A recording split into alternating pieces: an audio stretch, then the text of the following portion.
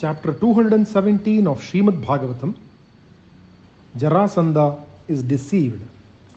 Om Namo Bhagavate Vasudevaya. Krishna, in the meantime, went back happily to Mathura.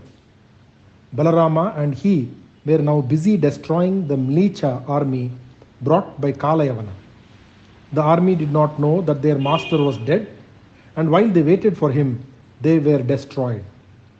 Krishna looted their wealth, and he was transporting that also to their new city, Dwaraka. Jarasandha, happy in the thought that Kalayavana was there to assist him in raiding Mathura, arrived in the vicinity of the city with 23 Akshohinis. Krishna and Balarama appeared at the gates of the city, and when they saw the large army brought by Jarasandha, they began to run fast as though they were fleeing for their very lives. Jarasandha was quite taken aback by this behavior of the brothers. It was unlike them. It was quite out of character because he remembered how they had fought all the other battles.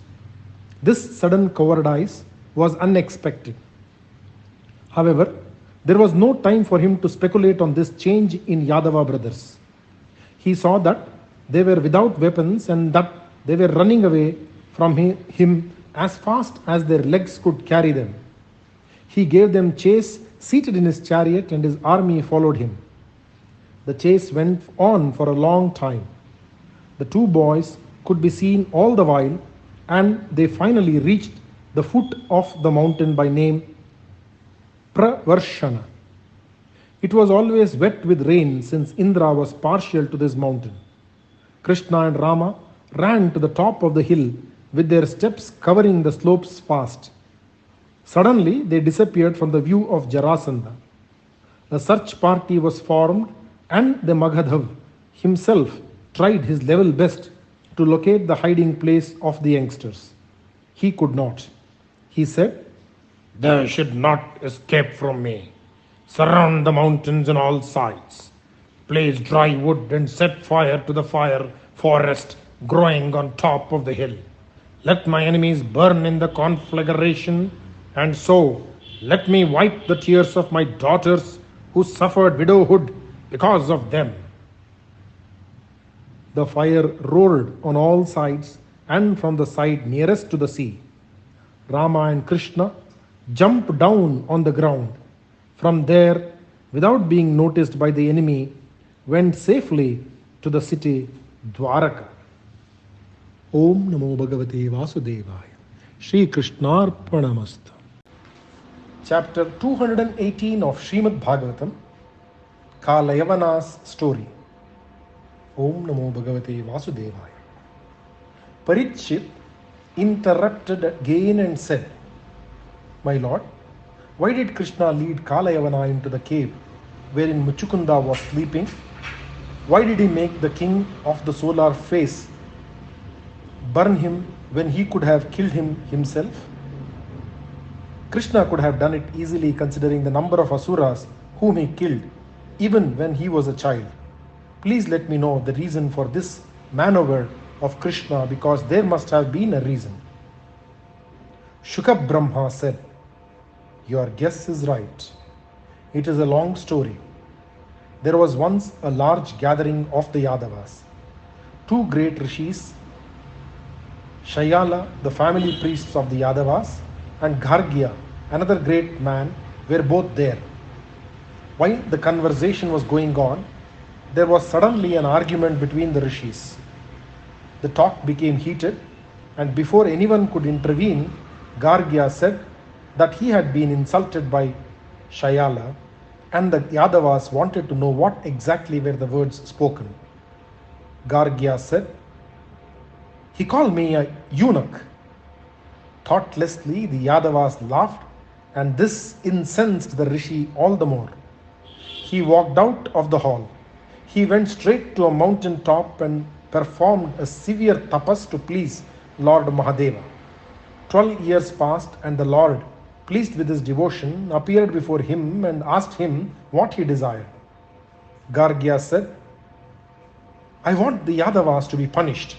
I want a son of whom they will all be scared. For this purpose, I have been consuming powdered iron on my daily food. I want also to prove that I am not a eunuch, which was the word the Rishi Shalya used when he insulted me. Mahadeva was sad that so much penance was wasted for such a paltry purpose. But he had promised to grant him anything he had desired. He therefore said, "So be it," and vanished from the sight of Gargya, who came back to civilization with a glad heart. There was a king by name Yavanasha who had no children. He prayed in vain for an heir to the throne. He then went to the Rishi Gargya and, as was the custom in those days, beseeched him to grant him a child by taking his queen. The Rishi agreed to do so, and he took the wife of the king. In course of time, a son was born to Yavanesa's queen. He was dark as a beetle. He was named Kala Yavana.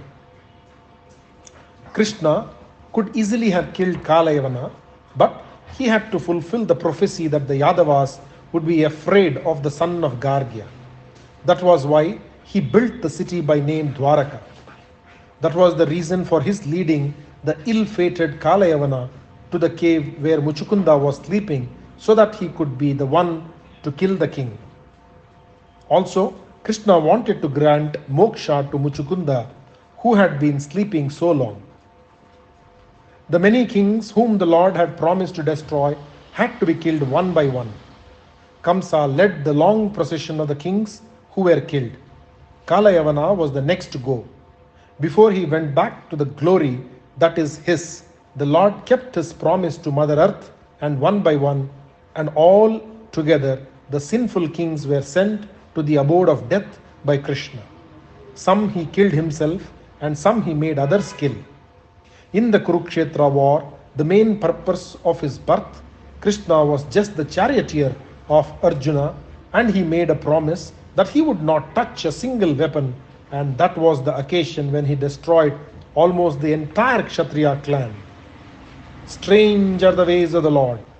We can but listen to his stories and be thrilled by them. The purpose of it all is but a glimmer in the distance.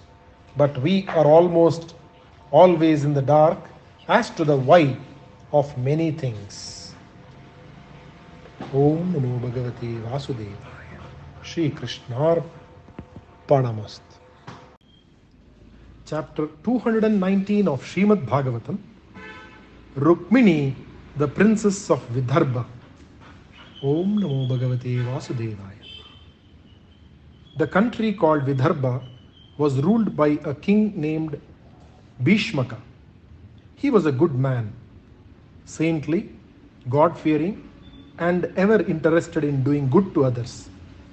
He had 6 children, 5 of them were sons, and the youngest was a daughter. Rukmi was the eldest son, and Rukmaratha, Rukmabahu, Rukmakesha, and Rukmamali were the other 4 sons. The daughter was called Rukmini. Rukmini was the favorite of them all, but she was the particular pet of her father. He would always have her by his side, even when he was attending to the affairs of the state.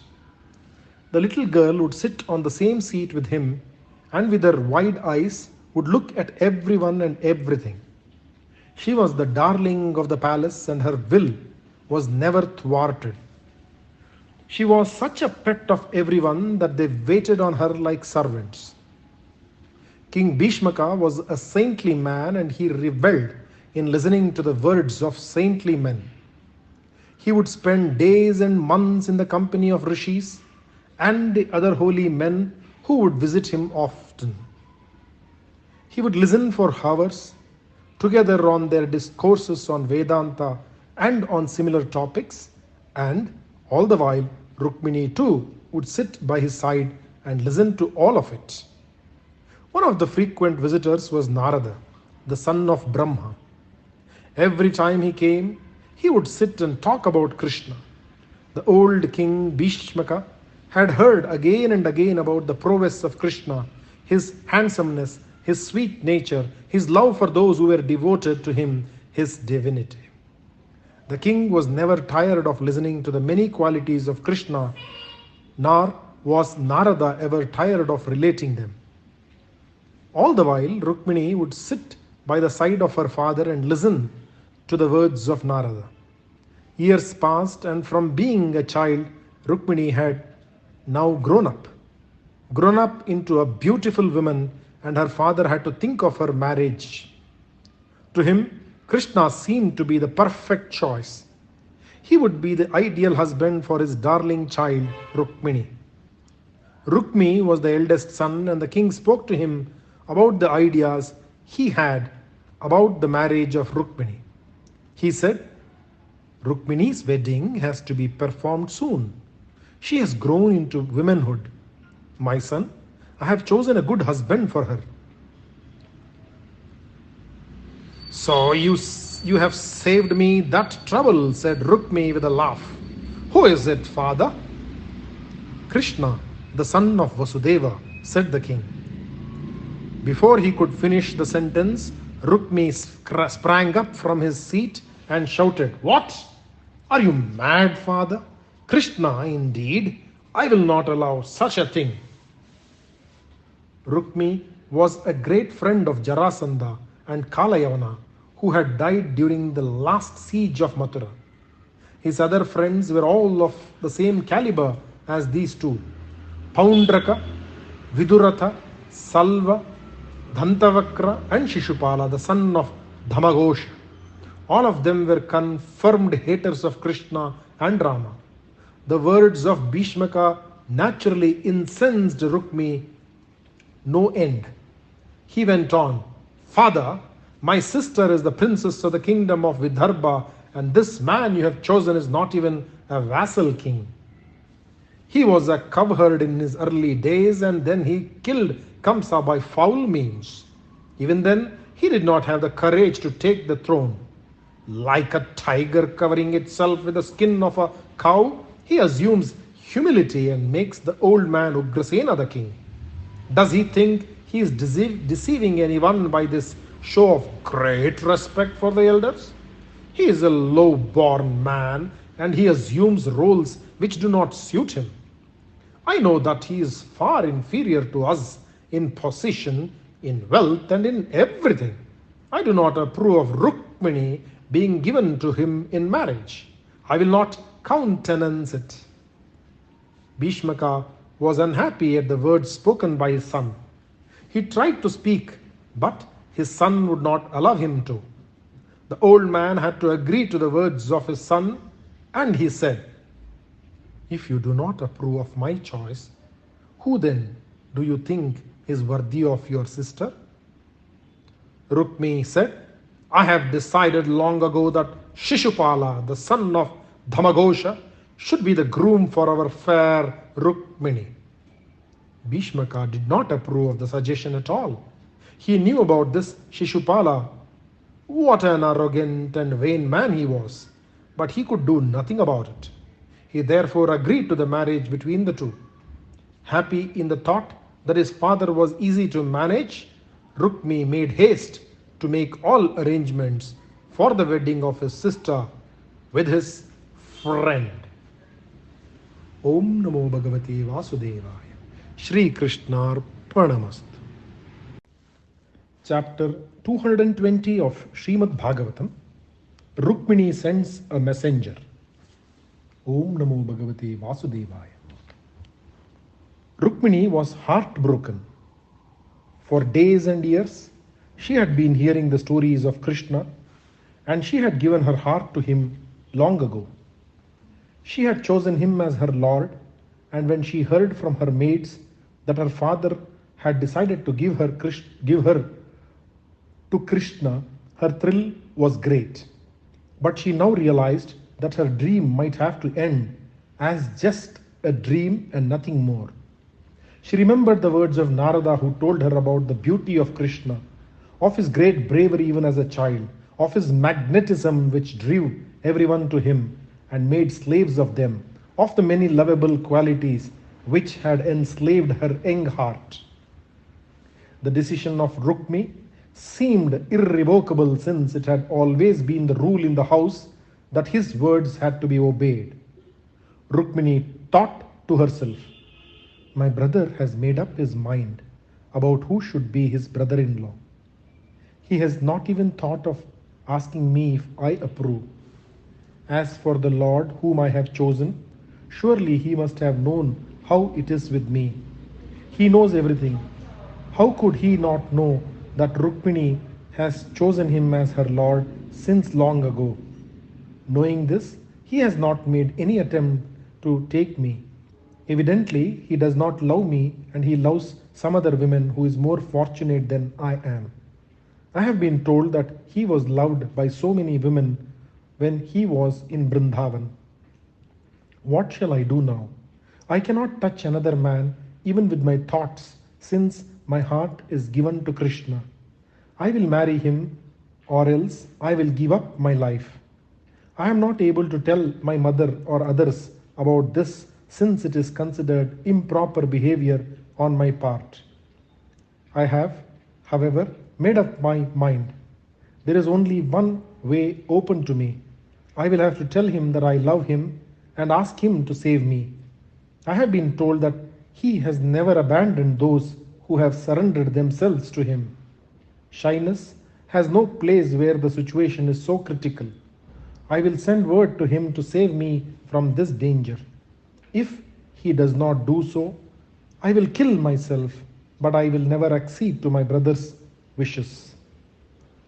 So she pondered for a long time till she came to this decision. There used to come to the palace apartments an old Brahmin. Rukmini had known him for a long time, ever since she could remember. He would always spend some time with her talking to her. She decided that she would send him to Krishna with a message. She felt that he would keep her secret well and that he would do all that he could to help her. Fortunately, even as she was thinking of him, he came to the inner apartments and greeted Rukmini. Seeing her sad face, the old man said, "My dear child, what makes you so unhappy? Tell me." And she said, "You must have heard all about the way my brother has decided my future. You must have heard about the preparations that are going on in the palace. Having known me all these years, you know where my heart is. How then can I look happy?" He saw the tears in her eyes and said, "Krishna will not abandon you to this dreadful fate. He will take care of his bhaktas." Rukmini said, "Generalizations are not enough, good friend. I want you to do something for me. Tell me what I should do, and I will certainly do anything to wipe those tears from your eyes," said the old Brahmin. Rukmini told him what she wanted him to do and gave him the message to be given to Krishna. She said, "Krishna is said to be fond of Brahmins and that he will always receive them with great respect. You need have no fear of going to his presence as soon as you reach his palace." The old Brahmin took leave of her and hurried in the direction of Dwaraka. Om Namo Bhagavate Vasudevaya. Shri Krishnar Pranamast.